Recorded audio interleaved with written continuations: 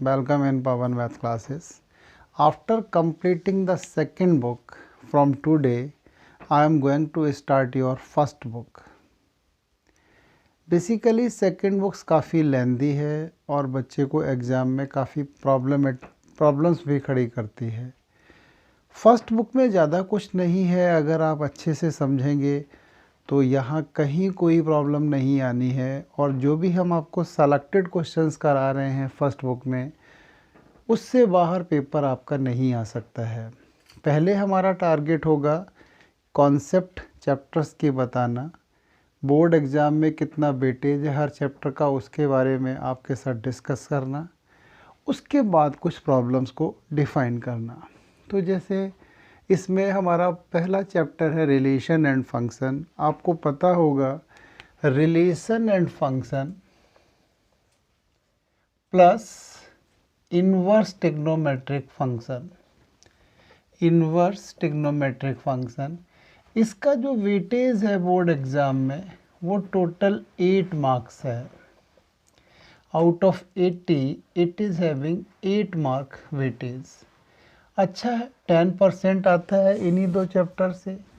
अब इस चैप्टर में जो प्रॉब्लम बनते हैं वो दो कैटेगरी से आएंगे। 1 + 1 + 1 + 2 + 3 दिस इज इक्वल टू 8 होगा।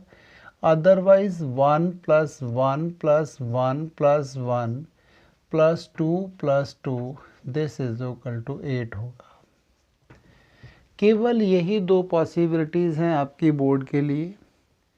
या तो 3 प्रॉब्लम एक एक नंबर के होंगे, एक 2 नंबर का होगा और एक 3 नंबर का होगा, टोटल 8 मार्क्स मिलेंगे। अदरवाइज़ एक एक नंबर के 4 प्रॉब्लम और 2-2 मार्क्स के 2 क्वेश्चन, टोटल 8 नंबर ही आने हैं।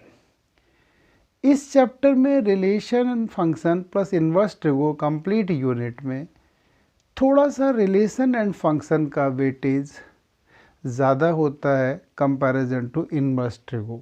जनरली ये देखा गया है R&F 5 में आता है, इन्वर्स ट्रिगो 3 में पहुंच जाता है। मे बी 4-4 हो सकते हैं, ऐसा तो कुछ नहीं कहा जा सकता है कि क्या क्या होगा, बट आएगा यही आपका। इन दो के अलावा तीसरा पैटर्न आपको एग्ज़ाम में नहीं मिलेगा। करेक्ट।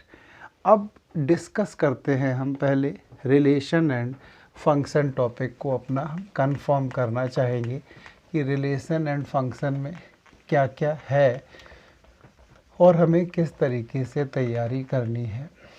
रिलेशंस एंड फंक्शन में आज हमारा टारगेट है रिलेशन को कंप्लीट करना। एक क्लास में रिलेशन कंप्लीट करेंगे, एक में फंक्शन कंप्लीट करेंगे, उसके बाद कुछ प्रैक्टिस देखेंगे। रिलेशन क्लास 11 से ही आप पढ़ के आ रहे हैं। रिलेशन क्या होता है?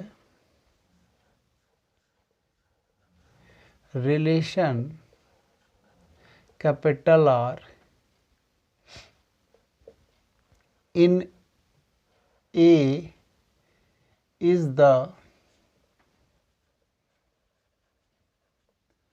subset of A cross A, और दूसरा कह सकते हैं आप relation R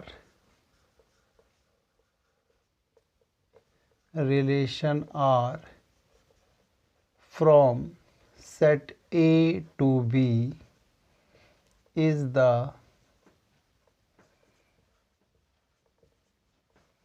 subset of A cross B। तो मतलब कुल मिला के आपको ये ध्यान रखना है, relation is the subset of Cartesian product. A cross A हो या A क्रॉस B हो, ये दोनों ही कार्टेशियन प्रोडक्ट है। रिलेशन एक कार्टेशियन प्रोडक्ट का सबसेट है। ये हम 11th में पढ़ के आए हुए हैं। इवन 11th में हमने रिलेशन का डोमेन कैलकुलेट करना भी सीखा है, रेंज कैलकुलेट करनी भी सीखी है, कोडोमेन भी देखा है। बहुत सारी चीज़ें हैं। अगर आपको कभी नीड पड़े तो आप 11th का मेरा वीडियो देख लीजिए, तो वहाँ पर ये सारे बेसिक्स आपको कंफर्म हो जाएंगे। हमारे यहाँ जो 12th में है वो स्टडी है इक्विवेलेंस रिलेशन की। Equivalence relation. हमें 12th में इक्विवेलेंस रिलेशन पर बेस्ड क्वेश्चन ही आएगा। इसमें क्या होगा, एक रिलेशन होगा आपका A to A, relation A to A होगा और कुछ डिफाइन करेगा किसी तरीके से ये आपको। अब आपको ये देखना है कि इक्विवेलेंस रिलेशन है या नहीं है। A relation is said to be equivalence relation. हमारा रिलेशन इक्विवेलेंस रिलेशन तभी कहलाएगा जब ये 3 कंडीशंस को सेटिस्फाई करेगा। पहली कंडीशंस होती है रेफ्लेक्सिव, दूसरी कंडीशन होगी सिमेट्रिक एंड तीसरी कंडीशन होती है transitive. A relation is said to be equivalence relation whenever it is reflexive, it is symmetric and it is transitive। बहुत अच्छे से ध्यान रखिए, कोई भी रिलेशन इक्विवेलेंस तभी होगा जब वो रेफ्लेक्सिव, सिमेट्रिक एंड ट्रांजिटिव होगा। दूसरी चीज़ आपको हमेशा ध्यान रखनी है, reflexive, symmetric and transitive they are the independent of each other. ऐसा कोई कंपलसरी नहीं है कि पहले रिलेशन रेफ्लेक्सिव हो, उसके बाद वो सिमेट्रिक हो सकता है और उसके बाद ही वो ट्रांजिटिव हो सकता है। No, maybe relation is not reflexive but symmetric, maybe it is not reflexive symmetric but it can be transitive. Correct. तो ये तीनों एक दूसरे से इंडिपेंडेंट हैं, लेकिन इक्विवेलेंस होने के लिए इन तीनों का सेटिस्फाइड होना बहुत ज़रूरी है। रिलेशन रेफ्लेक्सिव भी होना चाहिए, सिमेट्रिक भी होना चाहिए, ट्रांजिटिव भी होना चाहिए। अगर इसमें से एक भी कंडीशन हमारी फुलफिल नहीं होती है तो रिलेशन इक्विवेलेंस नहीं होगा। अब आपको देखना यह है कि हम रेफ्लेक्सिव में क्या दिखाएंगे, सिमेट्रिक में क्या प्रूव करेंगे, ट्रांजिटिव में क्या प्रूव करेंगे। करेक्ट। तो रिलेशन हमने शॉर्ट में आपको बता रखा है ए टू ए, और डिफाइन करेगा कुछ, वो तो देखेंगे प्रॉब्लम में। रेफ्लेक्सिव के लिए क्या होगा, for all A belongs to A comma a must be in R. Self pairing अभी हम आपको एग्जाम्पल की हेल्प से समझाएंगे, पहले आप केवल इसकी जो मैथमेटिकल टर्म्स हैं उनको देख लीजिए। For all A belongs to A के सभी एलिमेंट के लिए, कैपिटल ए के, a must be in R. Self pairing होना बहुत ज़रूरी है। सिमेट्रिक के लिए क्या होता है, if a b belongs to R then BA also belongs to R। अगर AB R में है तो BA भी R में होना चाहिए। अगर ये कंडीशन पूरी हो जाती है तो रिलेशन हमारा सिमेट्रिक कहलाएगा। ट्रांजिटिव के लिए क्या है, if AB comma BC belongs to R then AC belongs to R। अगर AB BC रिलेशन में है तो AC भी रिलेशन में होना ही चाहिए। अब इनको हम अभी एग्जाम्पल की हेल्प से आपको बताएंगे। बस ये ध्यान रखना है, रेफ्लेक्सिव के लिए a must be in R, symmetric के लिए a b in R then b A in R, and for transitive AB and BC in R then AC must be in R। Correct. अब देखो एक example define करते हैं, उससे आपको ये क्लियर हो जाएगा कि ये रेफ्लेक्सिव में हमें क्या करना है, सिमेट्रिक में हमें क्या करके देना है एंड ट्रांजिटिव में क्या करके देना है, क्योंकि ये तो हमने थ्योरेटिकल पोर्शन लिखा हुआ है। सपोज एक सेट दिया हुआ है आपका 1 2 3, ठीक है, और रिलेशन इन्होंने दे दिया है 1 1 2 2 एंड 3 3 और कुछ है वो बात की बात है। अगर सेट ए दिया हुआ है और उसमें 1 2 3 रिलेशन हमारा ए टू ए डिफाइन है, रिलेशन अगर रेफ्लेक्सिव है तो 1 1 2 2 एंड 3 3 का होना ज़रूरी है। अगर मान लो किसी रिलेशन में आपका इतना ही दिया हो, 1 1 हो एंड 2 2 हो, बाकी कुछ और दिया हो बट आपका 3 नहीं है, ठीक है, 1 1 एंड 2 2 है, 3 3 नहीं है, तो ये रिफ्लेक्सिव नहीं होगा। सभी एलिमेंट की सेल्फ पेयरिंग होना बहुत ज़रूरी है। 1 2 3 3 एलिमेंट्स हैं, तो 1 1 2 2 एंड 3 3 जब तक नहीं आएंगे रिलेशन रिफ्लेक्सिव नहीं कहलाएगा। करेक्ट। अब इसी में रिफ्लेक्सिव हो गया। सिमेट्रिक के लिए क्या होगा? सिमेट्रिक के लिए जैसे मान लो 1 2 आता है तो फिर 2 1 होना ही चाहिए।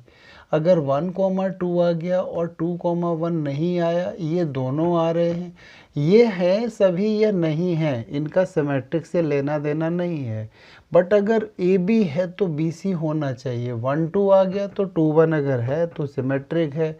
मान लो ये एलिमेंट नहीं दिया हुआ है तो ये सिमेट्रिक नहीं है। करेक्ट। इसी तरीके से ट्रांजिटिव के बारे में बताना चाहेंगे हम। सपोज 1 3 एंड 3 2 ये दो एलिमेंट हैं, 1 3 भी है एंड 3 2 भी है। अब 1 3 3 2 के बाद अगर इसमें 1 2 नहीं आता है, ये वाला 1 2, ये तो दोनों मैच करके ख़त्म हो जाएंगे। 1 2 अगर आ जाएगा तो ये कहलाएगा ट्रांजिटिव, और 1 2 नहीं आएगा तो ये ट्रांजिटिव नहीं कहलाएगा।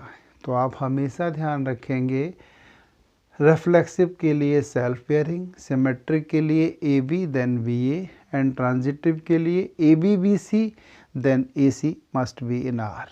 करेक्ट। अब एक छोटा सा पॉइंट लिखा देते हैं, 1 नंबर का क्वेश्चन बहुत ज़्यादा एग्ज़ाम में आता है।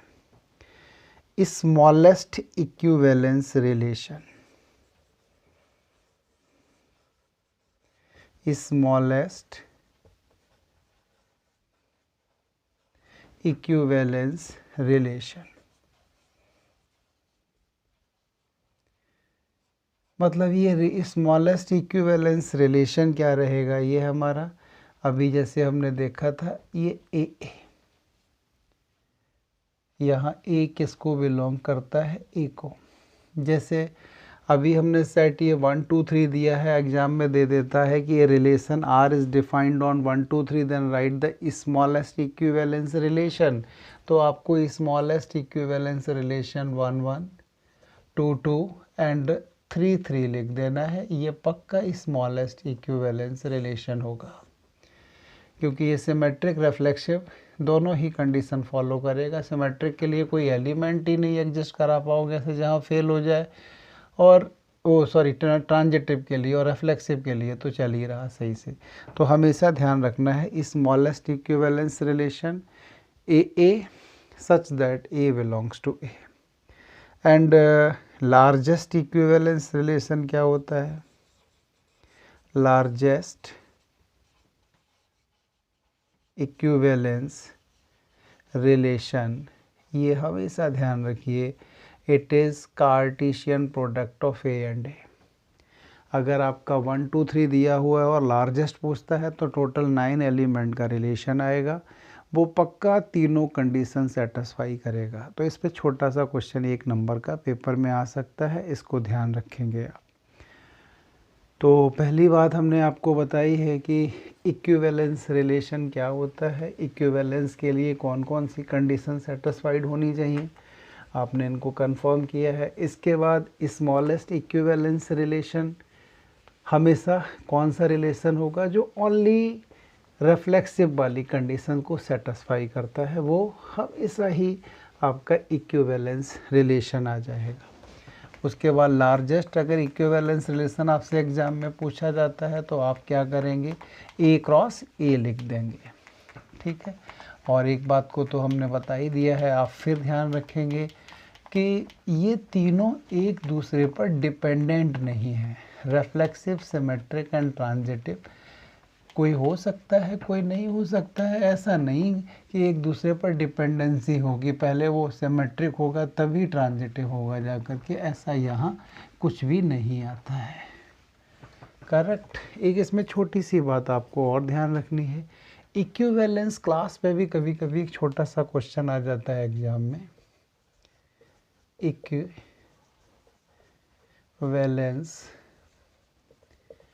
क्लास ऑफ ए, इसको रिप्रेजेंट करते हैं हम स्क्वायर ब्रैकेट ए से, और इसका मीनिंग क्या होता है, set of all elements related to A से जितने एलिमेंट्स का रिलेशन होगा उन सभी को हम क्या कह देंगे, इक्विवेलेंस क्लास ऑफ ए के साथ जितने भी एलिमेंट को रिलेट करेंगे वो हमारी क्या कहलाएगी, इक्विवेलेंस क्लास कहलाएगी, उन सभी एलिमेंट्स का set.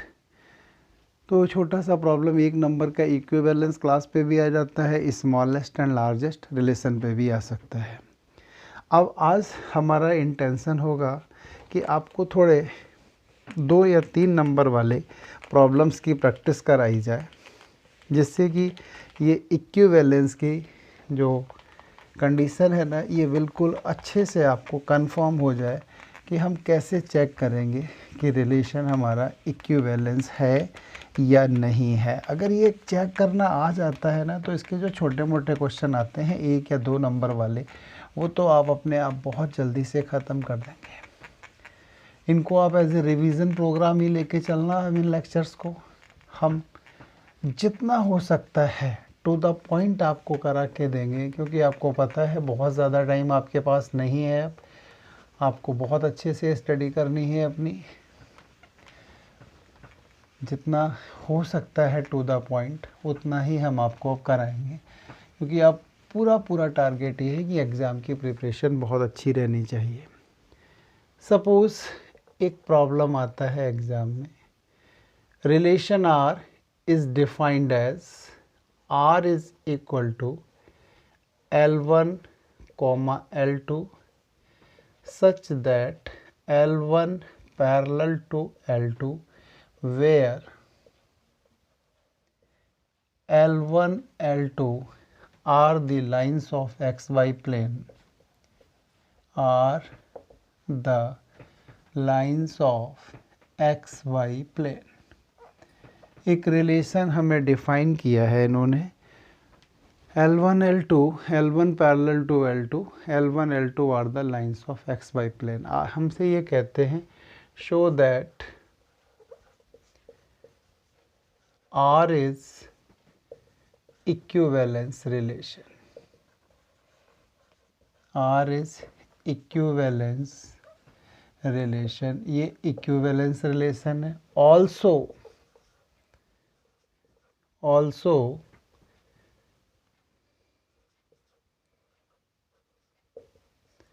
write the equivalence class of line y is equal to 2x plus 3। पूरा ही क्वेश्चन दे दिया है मैंने आपको, जहाँ पर इक्विवेलेंस क्लास भी पूछ ली गई है और रिलेशन आपको दिखाना है इक्विवेलेंस है। सबसे पहला टारगेट आपका होगा इस पर बड़े अच्छे से कंसंट्रेट करना। ये बेसिकली हमें क्या दे रहा है, इसने दिया है रिलेशन डिफाइन करता है ये L1 L2 से, L1 पैरेलल टू L2 है and L1 and L2 are the lines of X Y plane. ये इसने बताया है, इसी पर हम अपने आप को फोकस करेंगे। सॉल्यूशन में आप आ जाइए। सबसे पहले रिफ्लेक्सिव वाली कंडीशन देखते हैं। आपको पता है हर एक लाइन अपने के पैरेलल होती है, each line is parallel to itself. तो आप यहाँ क्या लिख के देंगे, we have each line parallel to itself. These implies that for all L1 belongs to xy plane, L1 belongs to R. जब हर एक लाइन अपने के पैरेलल है तो पक्का L1 R में आएगा ही आएगा। इसका मतलब सीधा सीधा हो जाता है R इज रिफ्लेक्सिव। R पक्का रिफ्लेक्सिव है। हर एक लाइन अपने पैरेलल है तो कोई भी लिख दो आप, L1 लिख दो, L2 लिख दीजिए। तो मैंने लिख दिया for all L1 belongs to XY plane, L1 belongs to R as L1 parallel to L2। Reflexive हो गया। अब नंबर 2 सिमेट्रिक देखेंगे आप, ये सिमेट्रिक है या नहीं है। आप लिखेंगे late L1 L2 belongs to R।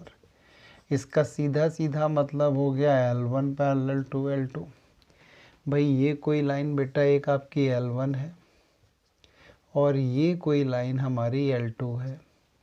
ये L1 है, ये L2 है। अगर ये दो लाइन आप हम कहेंगे L1 पैरेलल टू L2 तो पक्का L2 पैरेलल भी L1 ही तो आ जाएगा।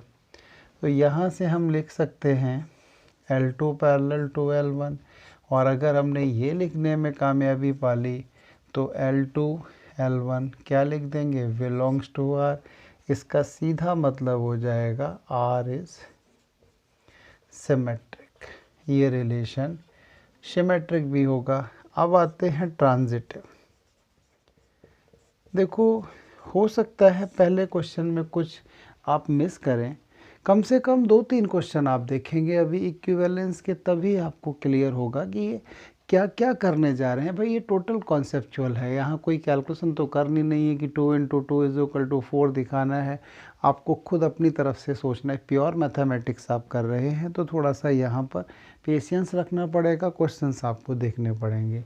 ट्रांजिटिव में क्या है, let L1 L2 and L2 L3 belongs to R।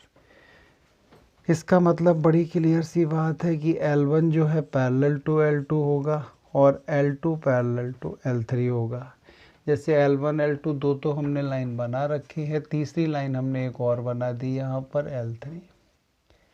ये वाली लाइन इसके पैरेलल है और ये वाली लाइन इसके पैरेलल है।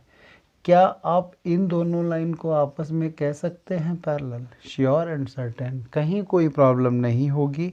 तो आप लिख देंगे L1 पैरेलल टू L3, और अगर L1 पैरेलल टू L3 है तो L1 L3 belongs to R। इसका सीधा मतलब है R इज ट्रांजिटिव। R क्या होगा, ट्रांजिटिव होगा। तो सबसे पहले आपने रिफ्लेक्सिव दिखा दिया, सिमेट्रिक दिखा दिया है, ट्रांजिटिव दिखा दिया है। लेकिन ऐसा नहीं है कि आप इतना छोड़ के चले आइए बोर्ड एग्ज़ाम में। अगर इतना लिख देते हैं तो नंबर तो काट लेगा, आधा नंबर तो पक्का काट ही देगा आपका। अब आपको पूरा आंसर लिखना पड़ेगा। आप यहाँ क्या लिखेंगे, since R is reflexive, symmetric and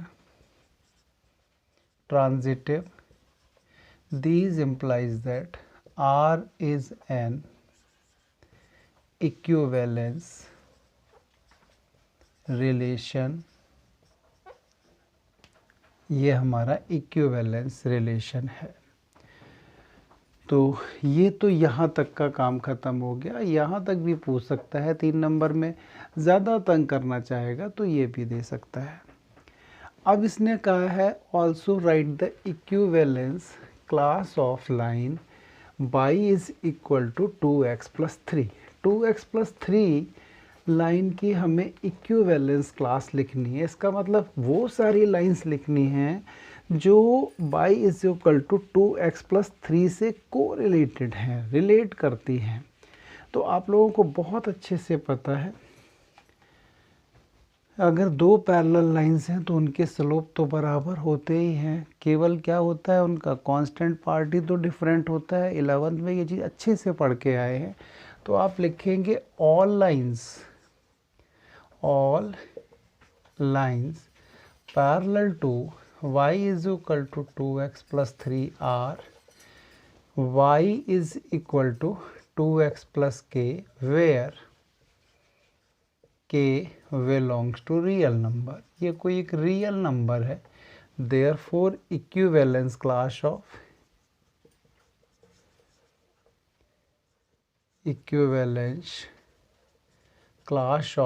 y is equal to 2x plus 3 is y is equal to 2x plus k and k क्या लिख दोगे आप, एक रियल नंबर लिख दोगे. y is equal to 2x plus 4, 2x plus 5, 2x minus 7, 2x plus root 2, ये सभी lines हमारी क्या होंगी, पैरेलल्स होंगी. तो इस तरीके से हमारा ये क्वेश्चन एक कंप्लीट हो जाता है.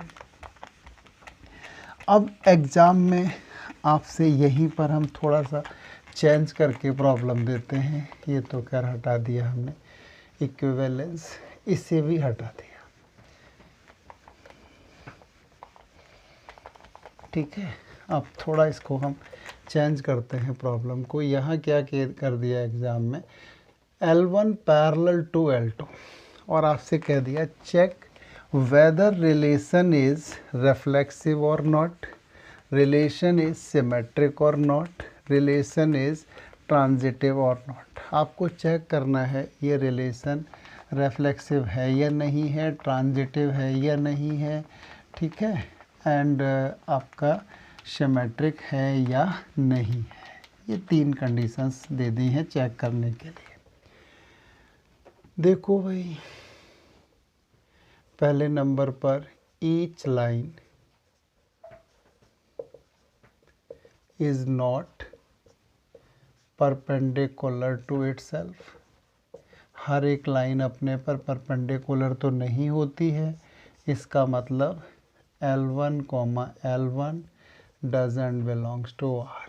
इसका मतलब सीधा सीधा है, इट इज़ नॉट रिफ्लेक्सिव. ये रिफ्लेक्सिव तो नहीं है. Number 2, let L1 L2 belongs to R. It means L1 perpendicular to L2, मतलब ये अपनी एक लाइन है और ये अपनी दूसरी लाइन है. ये L1 है, ये L2 है, ये परपेंडिकुलर है. Let L1 L2 belongs to R, L1 perpendicular to L2. तो यहाँ से तो क्लियर है कि L2 perpendicular to L1, so you can say L2 L1 belongs to R. These implies that R is symmetric. ये symmetric तो है. तीसरी कंडीशन ट्रांजिटिव के लिए देखना है हमें. क्या करेंगे, let L1 L2 L2 L3 belongs to R. इसका मीनिंग हो गया L1 perpendicular to L2 and L2 perpendicular to L3. ये सेम प्लेन की बात करता है, एक्स बाई प्लेन की. अब ये आपकी तीसरी लाइन दिखा दी मैंने, L3. देखो ये वाली इस पे परपेंडिकुलर है, L2 पर L3 परपेंडिकुलर है. क्या ये L1 L3 परपेंडिकुलर होंगी? अरे भैया ये तो पैरेलल हो जाएंगी. तो यहाँ से आ गया L1 पैरेलल टू L2. तो कंफर्म है L1 and L3 doesn't belongs to R. नहीं बिलोंग करता है. इसका मतलब ये ट्रांजिटिव भी नहीं है, इट इज़ नॉट ट्रांजिटिव. तो आप बड़े आराम से चेक कर सकते हैं कि ये रिलेशन रिफ्लेक्सिव है या नहीं है, सिमेट्रिक है या नहीं है, ट्रांजिटिव है या नहीं है. अब बोर्ड के हिसाब से बहुत ज़्यादा इम्पॉर्टेंट प्रॉब्लम जो हैं वो मल्टीपल पर आते हैं. It is the multiple of 2, multiple of 3 या इवन नंबर. तो उस कैटेगरी के 2 एक प्रॉब्लम कराते हैं आपको. मतलब जो अब हम कराने जा रहे हैं, that is the very very important problem for the board examination. 3 number से कम नहीं आएगा और मोर देन 90% चांस तो यही होते हैं कि इसी कैटेगरी का प्रॉब्लम आपसे एग्ज़ाम में पूछता है. करते हैं प्रॉब्लम. पहले हम प्रॉब्लम लिख देते हैं, उसके बाद सॉल्व करते हैं. प्रॉब्लम क्या है हमारा, relation R is defined as A, B R is defined as, पूरा लिखे आएगा language, A comma B such that mod of A minus B is a multiple of 3 where AB belongs to real numbers. AB क्या है? real numbers. Prove that relation R is an equivalence relation. हमें prove करना है ये relation क्या है? Equivalence relation है। अब देखिए मैंने यहाँ दिया हुआ है mod of A minus b is multiple of 3। Exam में हो सकता है वो दे दे mod of A minus b is an even number, इसका मतलब आप समझ जाएंगे मल्टीपल ऑफ 2 है। Mod of A minus b is multiple of 5, 4, 6 कुछ भी लिख सकता है, करेक्ट। तो ये तो अपनी उसकी मर्ज़ी है किसका मल्टीपल देता है। तो इससे एक ही नहीं बहुत सारे क्वेश्चन हो जाएंगे। हो सकता है मॉड हटा दे, मॉड हटा देगा तो थोड़ा इसका लेवल डाउन हो जाएगा क्वेश्चन का। प्रूफ करते हैं। सबसे पहले तो रेफ्लेक्सिव पर ही देखते हैं भाई, रेफ्लेक्सिव है या नहीं है। For all A belongs to real numbers, सभी रियल नंबर्स के लिए आप मुझे बताएंगे ए माइनस ए कितना होता है? 0 होता है। ए माइनस ए 0 होता है तो मॉड ऑफ ए माइनस ए भी कितना आएगा? 0 आएगा। और 0 को तो किसी भी नंबर का मल्टीपल लिखा जा सकता है, तो ये 0 इंटू 3। और अगर mod of A minus A 0 into 3 हो गया है तो कन्फर्म है कि ए बिलोंग्स टू आर। इसका मतलब सीधा सीधा है आर इज रेफ्लेक्शन, ये रेफ्लेक्सिव तो है। Now come on the symmetric, ये सिमेट्रिक है या नहीं है। Let A b belongs to R, इसका मीनिंग क्या हो गया? Mod of A minus B is a multiple of 3। अरे भाई अगर mod of A minus B multiple of 3 है तो mod of B minus a तो ऑब्वियसली होगा ही होगा। A minus b and B minus a का मॉड दोनों बराबर ही आते हैं ना। तो यहाँ से आप ये भी लिख सकते हैं mod of B minus A is a multiple of 3। इसका सीधा मतलब हो जाता है बी ए इन आर, और बी ए इन आर है तो आर इज़ सिमेट्रिक, सिमेट्रिक भी आ गया। अब आते हैं ट्रांजिटिव पर। अच्छा पार्ट है, थोड़ा ध्यान देना है। Let A b comma b c belongs to R, सीधा मीनिंग हो गया यहाँ से mod of A minus B is multiple of 3 and mod of B minus सी, ये भी क्या है? Multiple of 3। यहाँ से आप क्या कह सकते हैं? A minus B plus minus 3n1 and B minus C plus minus 3n2। अब मुझे क्या पता भाई ए बड़ा है कि बी बड़ा है, मॉड हटाया तो पॉजिटिव नेगेटिव कुछ भी हो सकता है। मल्टीपल ऑफ 3 का मतलब 3 इंटू अ नेचुरल नंबर, तो वही लिख दिया है मैंने यहाँ। n1 n2 आप लिख देंगे, n1 n2 are the natural numbers, correct. अब हमें तो लाना है b minus C multiple of 3, तो हम क्या कर दें? ऐड कर दें इनको। तो मैंने a minus B plus B minus सी, ये plus minus 3n1 plus minus 3n2, B से बी गया कट। यहाँ पर आपके पास क्या आ गया है? a minus C plus minus 3n1 plus n2, a minus C plus minus 2 natural number का सम हमेशा एक नेचुरल नंबर होता है, तो यहाँ से लिख सकते हैं a minus C is a multiple of 3। So you can say AC belongs to R, therefore R is transitive. ये ट्रांजिटिव भी है। तो रिलेशन हमारा क्या है? रेफ्लेक्सिव भी है, सिमेट्रिक भी है, ट्रांजिटिव भी है। ट्रांजिटिव को बेटा लिखना सीख लो अच्छे से। Mod of A minus B multiple of 3 का मतलब A minus B plus minus 3n1 and B minus C is equal to plus minus 3n2।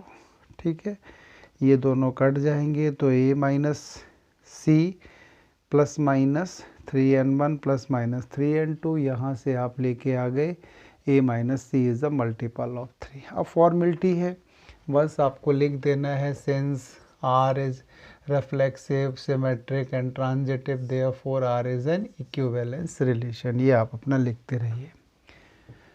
तो ये प्रॉब्लम आपने सॉल्व कर लिया है, अच्छा प्रॉब्लम है।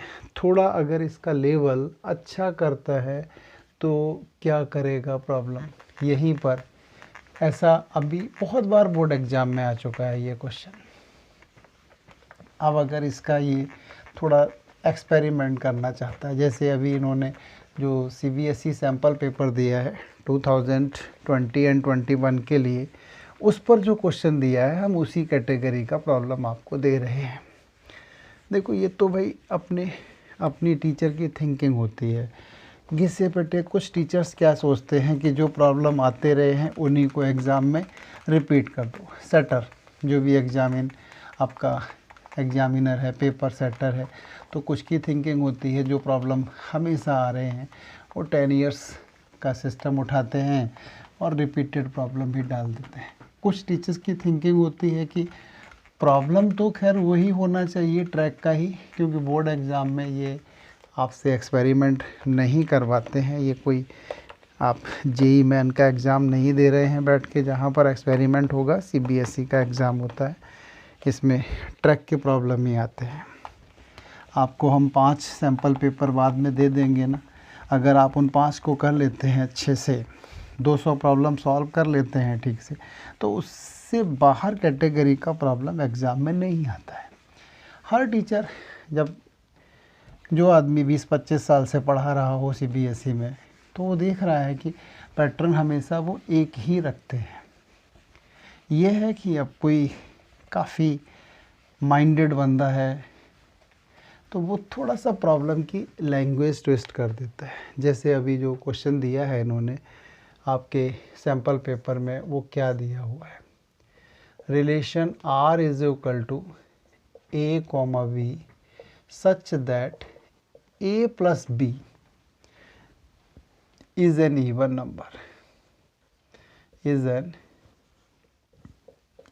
number, and AB belongs to Z. Then prove that R is an equivalence relation and also find the equivalence class of 0। दो problem दी हैं। ये आपका 2021 सैम्पल पेपर से क्वेश्चन है। AB such that A plus B is an even number and AB belongs to Z। कैसे solve करेंगे आप? अभी तक क्या कर रहा था ये, A माइनस बी या mod of A minus B देता था, बट एक नया इन्होंने एक्सपेरिमेंट कर डाला है, A प्लस बी दे दिया है। तो बच्चे को डरना नहीं है। सबसे पहले आप आ जाइए रेफ्लेक्सिव पर। For all A belongs to Z, A plus A is equal to 2A, ठीक है। और 2A का मतलब क्या होगा, ये तो पक्का इवन नंबर होगा भैया, 2 इंटू A इवन नंबर ही आएगा। तो इसका सीधा सीधा मतलब हो जाता है A, A belongs to R, therefore R is reflexive. कहीं कोई डाउट नहीं। दूसरे में देखिए symmetric, let AB belongs to R। अगर AB R में है तो इसका मतलब सीधा ये होगा A plus B this is equal to an even number.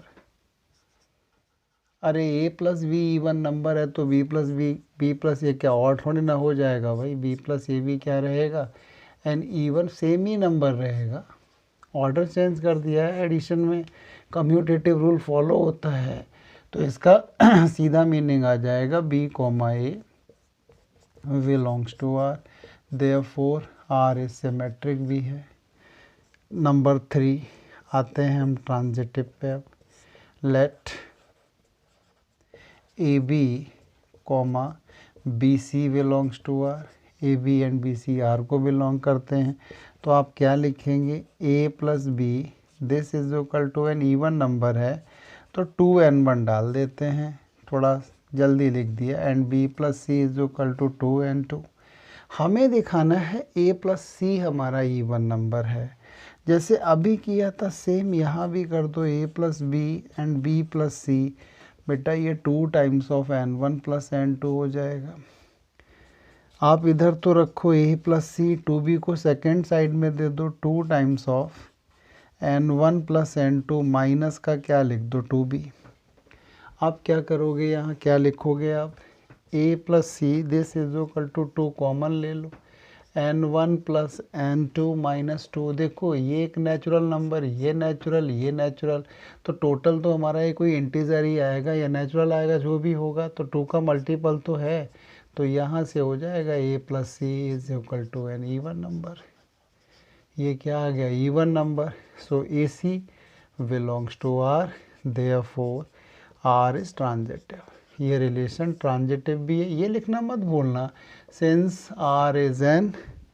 R is reflexive, symmetric and transitive, therefore it is an equivalence relation। अब हमसे इन्होंने क्या कहा है, ज़ीरो की इक्विवेलेंस क्लास भी निकाल के दो। जैसे मैंने पहले एक लाइन की इक्विवेलेंस क्लास निकाली थी, अब इसमें हमें एक एलिमेंट दे रखा है इन्होंने ज़ीरो। अब ज़ीरो की हम इक्विवेलेंस क्लास कैलकुलेट करके देंगे। कैसे निकलती है उसे दिखाते हैं अभी कैलकुलेट करके आपको।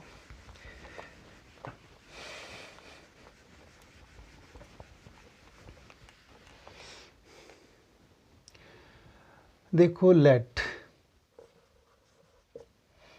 a comma 0 belongs to r। हमने मान लिया a जो है वो 0 से रिलेटेड है, तो इसका सीधा सीधा मतलब हो गया a plus 0 this is equal to an even number. इसका मतलब क्लियर कट है, a इज इक्वल टू कोई भी नंबर हो सकता है, ये 2 का मल्टीपल होना चाहिए अगर इवन नंबर है, तो ये plus minus 2 and a natural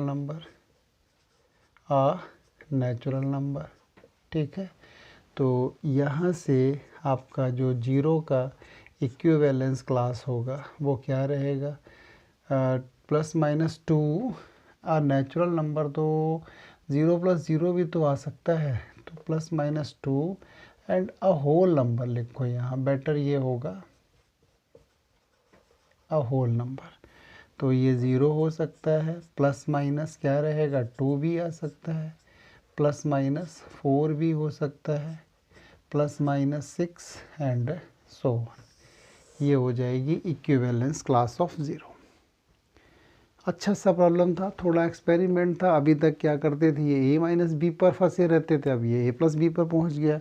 तो ये अपनी टीचर की थिंकिंग है। एक प्रॉब्लम और करते हैं तो आई थिंक फिर आपको इक्विवेलेंस रिलेशन कंफर्म हो जाना चाहिए, कहीं कोई समस्या नहीं होनी चाहिए, और इससे ज़्यादा बोर्ड एग्जामिनर आपसे पूछेगा भी नहीं। जितना मैं करा रहा हूँ ये मतलब मोर देन सफिशिएंट होगा, इससे ऊपर क्या पूछेगा। अब ये छोटे मोटे एक्सपेरिमेंट आ जाते हैं होकर के पेपर में, तो आपको डरना नहीं है, अपने आप में कॉन्फिडेंस रखना है। जैसे आपने प्रॉब्लम किया है, कॉन्सेप्ट क्लियर है, तो फिर आप आंसर ले ही आएंगे, अपना प्रॉब्लम प्रोसीड करेंगे। अब डर गया भाई वो तो मर गया, सीधी सी बात है। बिना कॉन्सेप्ट को समझे हुए आप अगर स्टडी कर रहे हैं तो फिर एग्ज़ाम में सक्सेस मिलना बहुत मुश्किल है।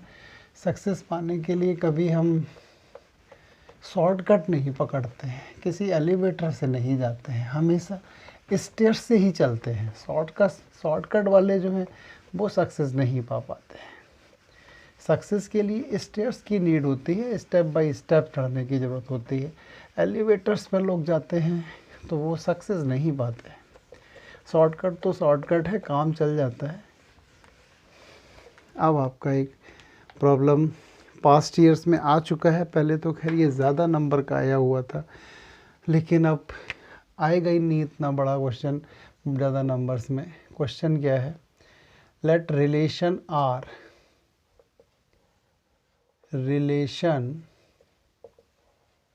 R is defined on A cross A, where A is equal to, A उसने दिया था 1 2 till 9, A is equal to 1 to 9, defined कैसे है?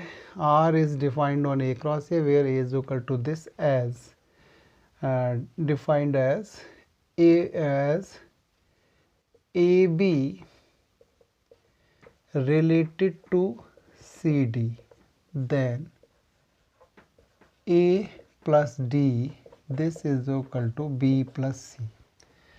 अब ये लिखने का तरीका है, ऑर्डर्ड पेयर में दिया है A B related to C D then A plus D is equal to B plus C. Prove that, prove कराया था it is an equivalence relation. And आपसे पूछी थी ऑल्सो फाइंड द, अब मुझे नहीं याद आ रहा है, हमने नंबर सपोज 25 लिख दिया. Right the equivalence class of 25. कुछ पूछा होगा, इतना तो याद नहीं है क्या था, क्वेश्चन सेम ऐसा ही था. कैसे प्रूफ करेंगे? बहुत बढ़िया प्रॉब्लम था, बच्चे थोड़ा सा परेशान हुए थे. एग्जाम्पलर से ले लिया था उसने ये. रिफ्लेक्सिव पे देखिए, रिफ्लेक्सिव में आपको क्या दिखाना है? A B related to A B. कैसे दिखा सकते हैं?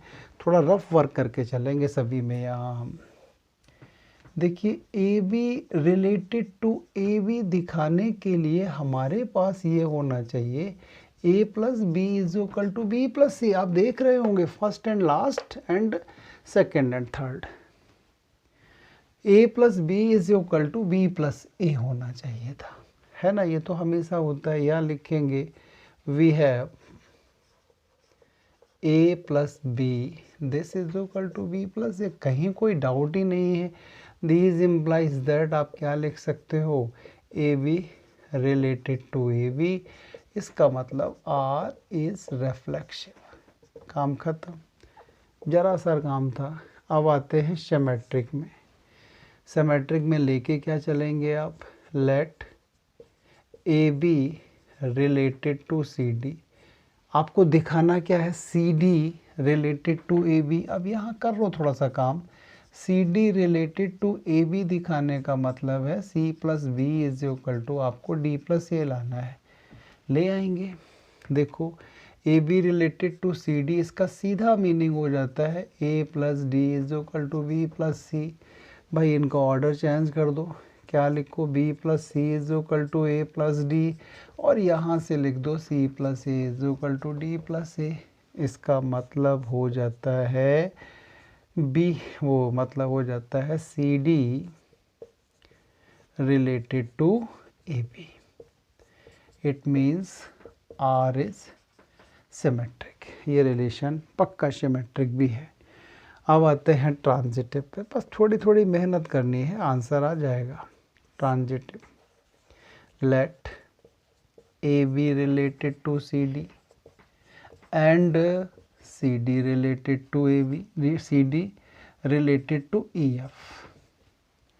अब ट्रांजिटिव में दिखाना क्या है भाई? ए बी सी डी से जुड़ा हुआ है, सी डी ई एफ से जुड़ा हुआ है. आप चाहते हैं कि ए बी और ई एफ का रिलेशन आ जाना चाहिए. कैसे आ सकता है? पहले देख लो भाई, यहाँ रफ वर्क कर लो. A B related to E F, आपको एनी हाउ ये चाहिए A plus F is equal to B plus E. जब अपने पास मंजिल सामने होती है तो फिर वहाँ तक पहुँचने का रास्ता हम निकाल ही लेते हैं कुछ ना कुछ. तो अब निकालेंगे इसके लिए क्या है भाई अपना. तो यहाँ लिखेंगे A plus D this is equal to B plus C and C plus F this is equal to D plus C. हमें हटाना है सी डी को, ऐड कर दो. तो ये लिख लो A plus D plus C plus F B plus C and D plus. ये देखो सी डी गायब हो गए और आपके पास क्या बच गया? जो चाहिए था वही आ गया, बी प्लस ई. तो आप क्या लिख सकते हैं? A B related to E F. A B related to E F, therefore R is transitive. ये ट्रांजिटिव भी है. अब लास्ट क्वेश्चन है तो मैं पूरा लिख देता हूँ. बीच में तो मैंने कुछ चीज़ें आपकी उड़ा रखी थी, गायब कर रखी थी, आपके लिए छोड़ रखा था, आप लिख लेंगे. अब इसमें मैं खुद ही लिख देता हूँ कि आपको कितना लिखना है. अब जैसे ही आपने तीनों दिखा दिए, ये रिफ्लेक्सिव भी आपने प्रूफ कर दिया, उसके बाद आपने ये सिमेट्रिक भी प्रूफ कर दिया एंड ट्रांजिटिव भी कर दिया। ये लाइन लिखना मत भूलना, आधा नंबर तो इसका वेटेज है ही है बोर्ड एग्जाम में minimum. Since R is reflexive, symmetric and transitive, therefore R is an equivalence relation on A cross A। ये जरा सी लाइन लिखने का आधा नंबर देता है। बेटा क्लियर हो गया प्रॉब्लम। अब इसने एक और झंझट डाला है, इक्विवेलेंस क्लास ऑफ 2-5। ये हमसे क्या जानना चाहता है कि 2-5 की इक्विवेलेंस क्लास क्या है। अब इतना बड़ा तो खैर नहीं देगा, ये तो उस ज़माने में 6 नंबर में पूछा गया था। आई थिंक 2015 या 16 बोर्ड एग्ज़ाम का ये क्वेश्चन है, तो 6 नंबर का प्रॉब्लम आता था इस चैप्टर से, तो उन्होंने 6 नंबर का पूछा था। अब तो इस चैप्टर से 3 नंबर से बड़ा क्वेश्चन ही नहीं है, तो रिफ्लेक्सिव, सिमेट्रिक, ट्रांजिटिव 3 पार्ट ही बहुत हो जाते हैं। ऐसे लिख देगा, check whether it is reflexive और नॉट, सिमेट्रिक और नॉट, ट्रांजिटिव और नॉट। कायदे में तो उसे इक्विवेलेंस भी नहीं प्रूव कराना चाहिए, तीनों पार्ट ही चेक करानी चाहिए 3 नंबर में। लेकिन प्रॉब्लम ये है कि 80 मार्क्स का पेपर 3 घंटे में देता है, तो हो सकता है साथ में इक्विवेलेंस क्लास भी लगा दे आपके लिए। तो प्रॉब्लम कुछ नहीं है, अगर आपको आता है तो इक्विवेलेंस क्लास निकालने में कोई बहुत बड़ा काम थोड़ी ना करना है। ये तो वैसे भी मैथमेटिकल वर्क है, किसी भी एलिमेंट की इक्विवेलेंस क्लास कैलकुलेट करना, it is totally mathematical work. तो इसमें तो बच्चे को इंटरेस्ट आता है करने। देखो लेट, हमने क्या मान लिया, A B related to 2-5, A B 2-5 से रिलेट करती है। इसका मतलब सीधा सीधा हो गया है a+5 this is equal to b+2। अब आप वैल्यू डालते चलिए ए और बी की। If a is equal to 1 then कितना होगा बेटा, b is equal to, a 1 होगा तो b की वैल्यू कितनी आ जाएगी 4, a is equal to 2 then b is equal to 5, पक्की बात है 7 7 लाना है ना हमें। इसके बाद a is equal to 3 then b is equal to 6 आ जाएगा, a is equal to 4 then b is equal to 7, a is equal to 5 then b is equal to कितना हो जाएगा 8, a is equal to 6 then b is equal to 9। क्या आप ये लिख सकते हैं a is equal to 7 then b is equal to 10? ना, 10 तो है ही नहीं हमारे पास, 9 तक ही तो हैं, तो हो गया। अब आप दे दो अपनी इक्विवेलेंस क्लास ऑफ 2-5। 2-5 की इक्विवेलेंस क्लास क्या होगी, पहला एलिमेंट आया है 1,4, दूसरा सेल्फ है 2-5 है, फिर आपका 3-6 है, उसके बाद 3-6 के बाद 4-7 है, 4-7, after that 5-8 and after that 6-9। It is the equivalence class. 1 number का अकेला क्वेश्चन भी आ सकता है, पूरा ही लंबा चौड़ा लिख कर के आपसे पूछ दे इक्विवेलेंस क्लास ऑफ 2-5, तो आप कर सकते हैं। तो इस तरीके से हमने आज रिलेशन को तो कंप्लीट किया है। नेक्स्ट वीडियो में हम आपके साथ फंक्शन का डिस्कशन करेंगे। इसको अच्छे से कीजिए बेटा, मोर देन सफिशिएंट है ये। Thank you.